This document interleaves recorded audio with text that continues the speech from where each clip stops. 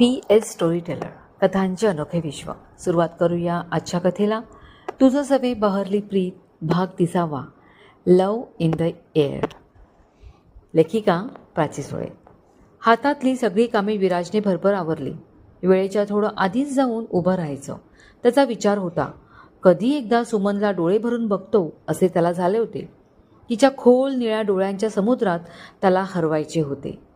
सकाळी मनापासून विराजचा विचार केला आणि विराजसमोर, देवा, या नात्याला कुणाची नजर नको लागायला. सुमन मनातच हात जोडत बोलली. विराजने अण्णांना सरळ विचारले भेटण्याची. बापरे, केवढी दिट आहे ती.